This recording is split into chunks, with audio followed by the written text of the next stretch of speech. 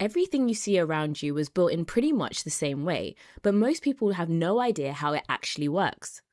If you're brand new to construction, welcome. You've just stepped into one of the biggest, oldest, most globally important industries on earth. Construction is everything involved in creating the places and systems we rely on every day. Homes, hospitals, railways, data centers, dams, nuclear plants, warehouses, ports, tunnels, factories, and the networks that connect them. It's massive. Depending on how you measure it, construction is around 13% of global GDP and employs over 220 million people worldwide across tens of thousands of firms, from small local businesses to global giants. And we interact with it constantly. The chair you're sitting on inside a building, the road your bus drives on, part of an infrastructure network, the signal powering your phone, running through systems that had to be designed, engineered, and delivered by real people. It changes skylines, landscapes, economies, and daily life. It literally builds the future. But it can also feel overwhelming when you're new. There's a lot of moving parts, a lot of specialisms, and a lot of language. So think of this video as your introduction. By the end, you'll understand what construction actually is, who's involved, how projects work, how money flows, why contracts matter, how materials shape everything, the culture and skills you'll encounter, and how to walk onto site sounding like you roughly know what you're talking about. Before we dive into who does what, it helps to pause for a second and understand what we actually mean when we say construction, because you'll also hear people talk about the built environment, and they aren't quite the same thing. Construction is the process of designing and building something. It's the planning, engineering, procurement, physical work, testing, handover. The built environment is the final outcome: the homes, bridges, tunnels, factories, energy plants, and infrastructure networks that society depends on.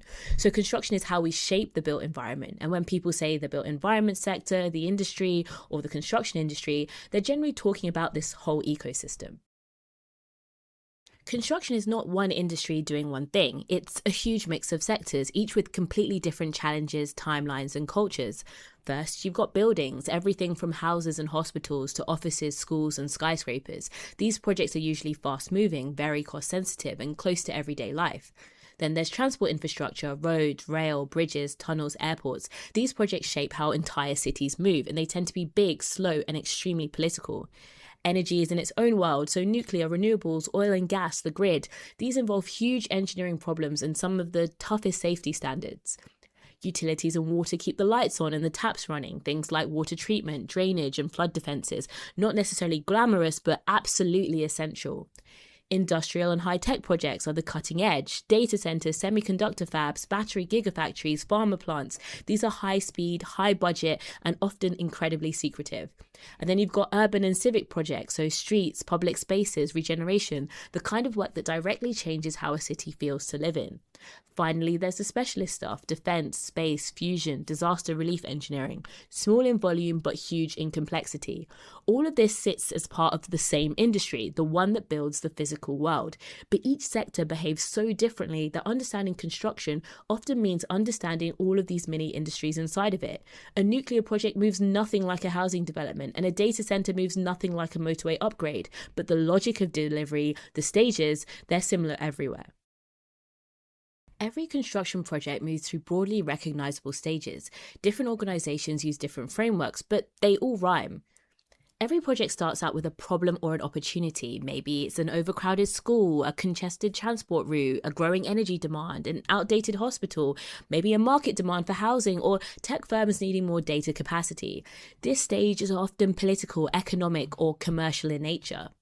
Then we start asking ourselves, can this be done? Should this be done? This is when we all do early site studies, look into environmental constraints, do a rough cost estimate, early risk assessments, check the public interest and need, and start looking into alternatives and analysing it. Major infrastructure sometimes stays in feasibility for years, if not decades.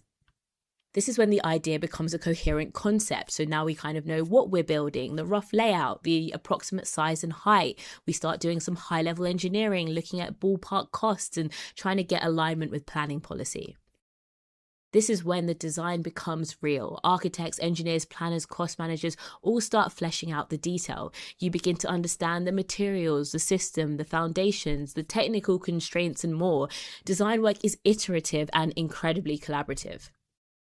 This is where the commercial side takes shapes, where a project stops being an idea and becomes a set of commitments. It answers the big questions like who's actually going to build it, how will they be paid, and who carries the risk if things go wrong.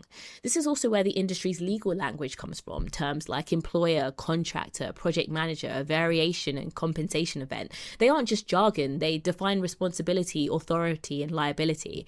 And because contracts shape behaviour, getting the procurement strategy right has a huge impact on everything that follows. Cost, speed, innovation, collaboration, and even the culture of the entire project. This is the visible parts, the groundworks, the structure, the services, the testing, the commissioning, the safety management, the coordination, the logistics, everything. But the truth is this stage is highly information driven. Bad information can result in delays, rework, and disputes. This is when the asset is handed over to the operator. It needs to work safely, meet regulations, and be maintainable for the long term. Most assets last decades, sometimes even centuries. Operation and maintenance costs far more over a lifetime than the original build. This long-term cycle is where construction ties so closely to economics, policy, climate goals, and geopolitics. Once you understand the stages, everything else in construction suddenly starts to make a bit more sense. Now that we've got the project life cycle, let's meet the people in it. Every project is a collaboration between 5 big groups. Clients who need something built, designers who turn that need into drawings and engineering, contractors and trades who physically build it, commercial teams who manage costs, contracts and change, and planners and project controls who keep everything on schedule and aligned.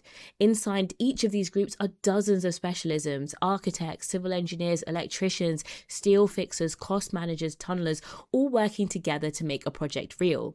You don't need to memorize every job title, just understand the structure. Someone defines the need, someone designs it, someone builds it, and someone makes sure the money and the timeline make sense. When you look around a city, you're really looking at a story of materials. Concrete, steel, timber, glass, brick. These are the fundamentals of the modern world, but each of them carries a huge amount of complexity behind the scenes. Concrete, for example, is the most widely used manufactured material on the planet. We use over 4 billion tons of cement every year, and cement alone is responsible for roughly 8% of global carbon emissions. That's a staggering amount for something we treat as completely ordinary. It also has knock-on effects that we don't always think about. Concrete consumes nearly 10% of the world's industrial water supply, and its production contributes to the global sand shortage. Steel has its own footprint too, extracting the raw materials, shipping them around the world, transforming them in energy-intensive processes. It all adds up. And these supply chains aren't just technical, they're political. They can intersect with sanctions, labor exploitation, even illegal mining operations. A big part of working in construction is understanding not just what a building is made of, but where those materials came from and the conditions under which they were produced. Timber is rising in popularity again, especially modern engineered timber systems. It's renewable, sequesters carbon, and can be incredibly strong, but also depends on responsible forestry and certification schemes. Then you've got prefabricated and modular components, which are growing rapidly. These shift construction into a more industrialized model. You build parts in a factory, deliver to site, assemble quickly. This approach reduces waste, improves quality, and can be safer, but it still heavily depends on global logistics networks.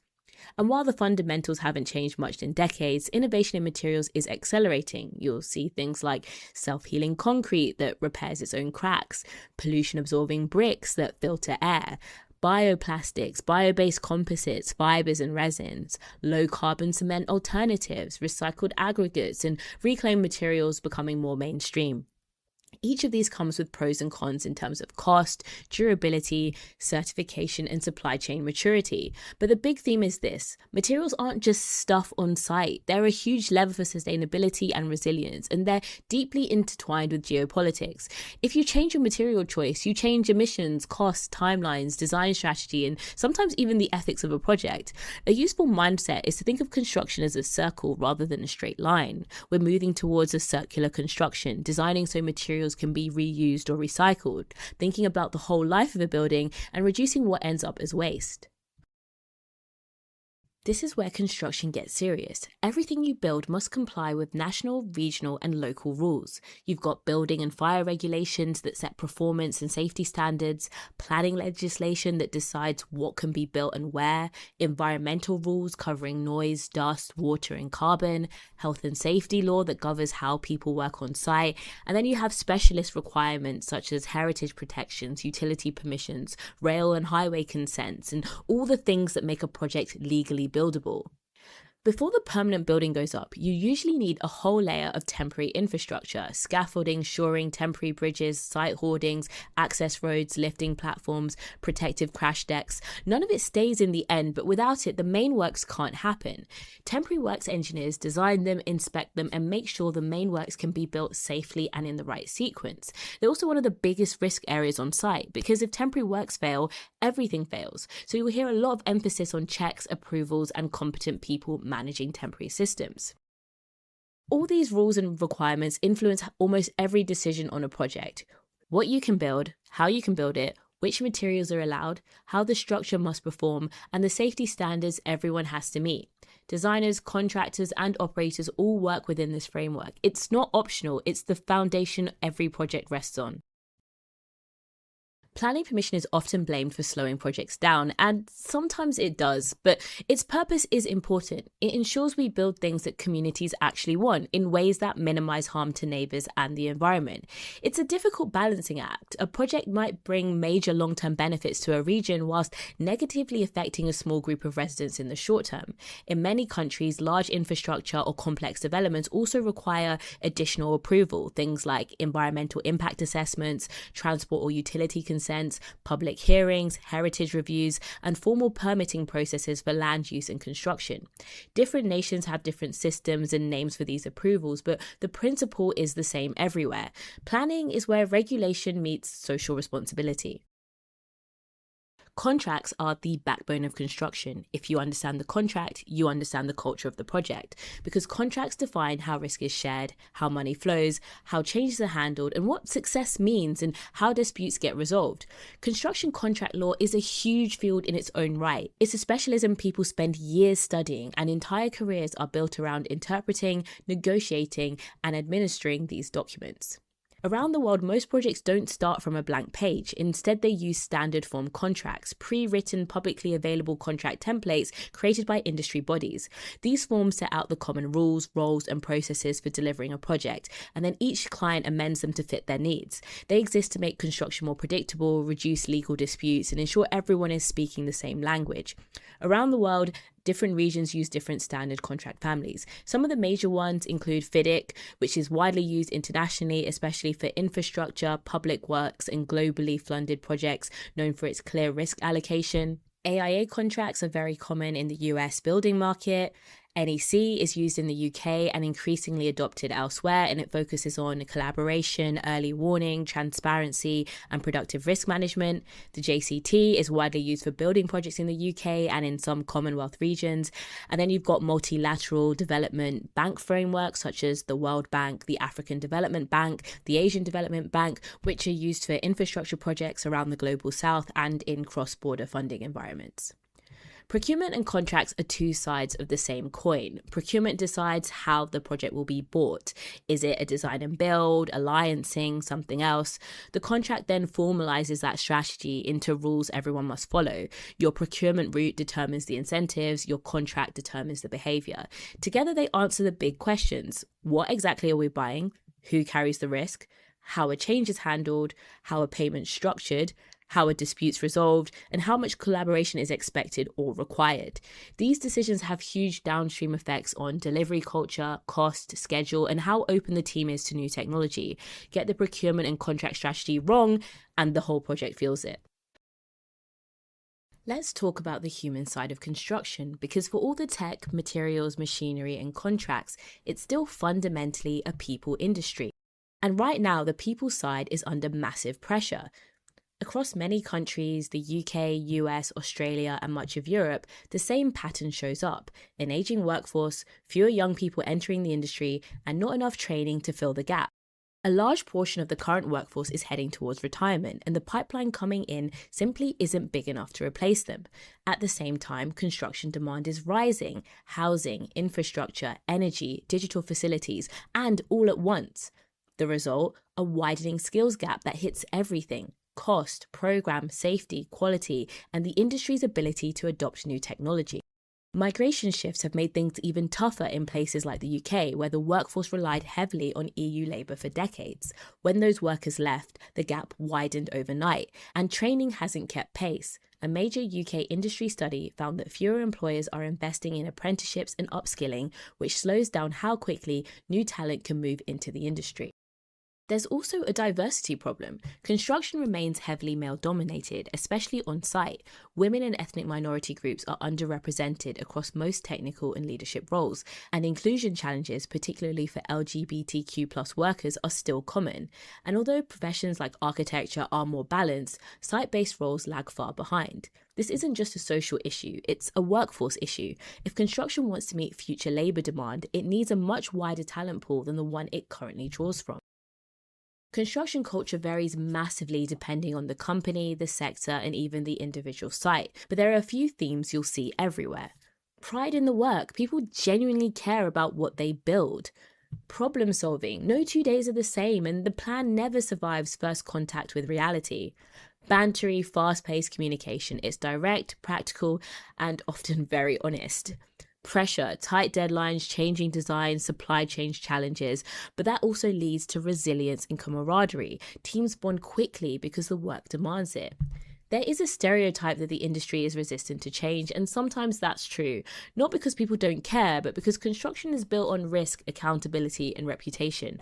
When a building fails, it's not a software bug. It can be deadly. So new ideas get adopted cautiously. But the culture is shifting. Younger workers, more diverse teams, new technology, better education, and a stronger focus on sustainability are all pushing the industry to modernize faster than ever before. And here's something we really want to emphasize. The best way to learn construction is to actually get on a project. Books and videos, including this one, can give you the concepts, but nothing beats walking onto a site, seeing material deliveries arrive, watching trades coordinate in real time, observing how safety is actually implemented, hearing planners and commercial teams debate change, seeing the drawings versus the reality, and learning how problems get solved under pressure. If you ever get the chance, even for a day, take it. A single site visit can teach you more than weeks of reading. Now, before we go any further, we have to talk about health and safety. We know people roll their eyes at it. It's one of the most common complaints you hear from people both inside and outside the industry. It slows things down. It's box ticking. We've gone too far with paperwork. But construction is genuinely dangerous. Not theoretically dangerous, but actually dangerous. In the UK, construction has one of the highest numbers of workplace deaths of any industry. According to the Health and Safety Executive, 51 construction workers died between March 2023 and March 2024. That's more than double the next highest industry, and it accounted for over a third of all workplace fatalities in the country. And it's not just deaths. Thousands of workers suffer serious injuries and work-related health problems every year, from musculoskeletal issues to falls from height, vehicle incidents, collapsing structures, and lifting accidents. And that's why safety matters, because behind every stat is a person who went to work that morning and did not come home. When people say safety slows you down, the truth is the opposite. It protects the people who build the world for the rest of us. The goal is simple. Everyone goes home every day. This is why temporary works, which we talked about earlier, are so critical. They're one of the biggest sources of risk. If scaffolding fails, if shoring collapses, if platforms aren't checked, it's catastrophic. Health and safety exists to prevent exactly those moments. Construction is getting safer, but it needs constant work. And good companies know that safety isn't paperwork. It's culture, it's training, it's leadership, and it is absolutely non-negotiable. This is where we finally acknowledge the acronyms. And instead of overwhelming you, we're going to cheat. For the acronym deep dive, we recommend the Designing Buildings Wiki. It's maintained by industry bodies and has over 18,000 articles. Honestly, it's one of the best free construction resources on the internet. Just open it up and you'll suddenly understand 90% of the alphabet soup. And for our part, we're going to try and define the acronyms as we use them, either in the narrative or as a pop-up on screen. So let's bring it all together now. A government department says, we need a new rail link. A feasibility study is done. A design team develops the concept. Cost managers price it. Planners create timelines. The project goes through environmental assessments and planning approvals. A contract strategy is chosen. Contractors are procured. Construction begins. Materials come from global suppliers. Trades deliver the work. Commercial teams manage change. Regulators inspect it. The asset is tested, commissioned, handed over, and then it's operated for decades until it needs rebuilding again. And that's construction. It's messy, creative, technical, physical, political, commercial, and endlessly fascinating. Construction is vast and you'll never know everything, and that's part of what makes it brilliant. It evolves constantly, it reflects the physical world, and as the world changes, the industry must adapt with it.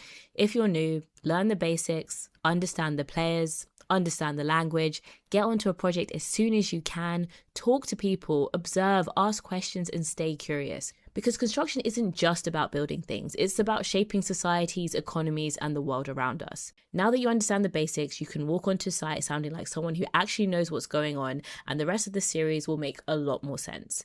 In the next video, we'll dive into BIM, the foundation of digital construction.